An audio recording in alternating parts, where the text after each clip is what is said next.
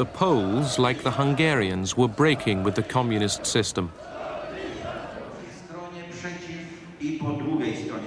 Faced with a wave of political strikes led by the opposition movement Solidarity, the regime had given way. I knew that the communist system was finished. The only problem was, what would be the best way to get rid of communism?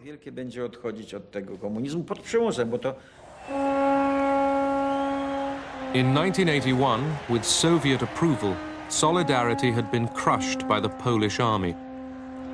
Its leaders were imprisoned. Now, in early 1989, the government opened round-table talks with Solidarity. The Polish communists were prepared to share power, to discuss a shift towards democracy. Democratic institutions were being formed. They were substitutes for a full democracy. But we were different compared to the other countries of the bloc.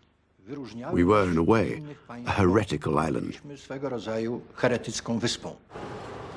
In June, elections were held.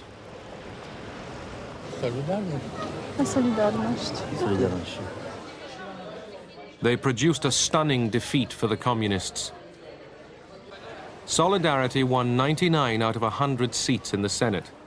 Within weeks, the first anti-communist prime minister in the Soviet bloc took office.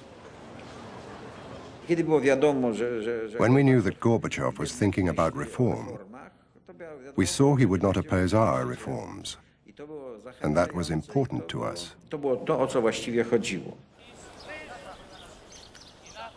At the Warsaw Pact summit, the leaders were divided. Honecker, like Romania's Nicolae Ceausescu, was alarmed by what was happening in Poland and Hungary. Honecker, and particularly Ceausescu, were against our reforms. On one occasion, we were having a meeting with him in his residence on the outskirts of Bucharest. He and his wife, Raisa, and myself were having a discussion. Our passions really ran high. We spoke in such loud voices that we had to remove all our security people so that they wouldn't hear us.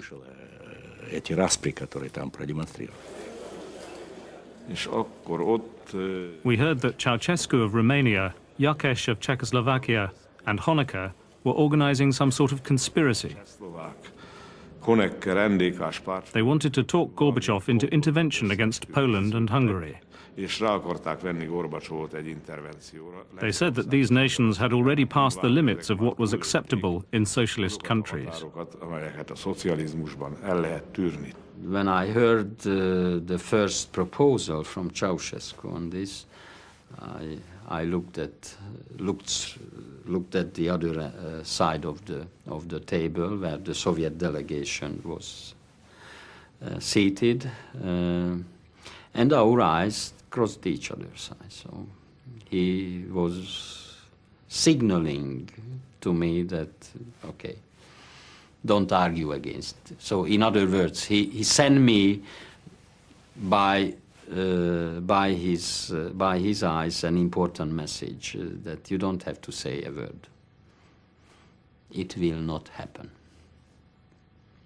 And it did not. In July, President Bush visited Poland and Hungary. The West gave them moral support for democratic change, but little more. We did have some modest economic packages for both countries, but really, we did not want to kind of pump money down a rat hole either. We wanted to be sure that the economic reforms, the moves towards free markets, those things, were for real, that they were going to continue. This dismantling was made possible by the... In Hungary, Bush was presented with a piece of barbed wire, a souvenir of Hungary's dismantled Iron Curtain. We believe that the artificial, physical, and spiritual walls still existing in the world someday shall collapse everywhere. And that is just beautiful. Thank you, sir. I don't know, I'm kind of an emotional sort of person anyway. I cry too easily. I did then, I do now. And I had tears in my eyes when I was given this symbol of the end of the Cold War.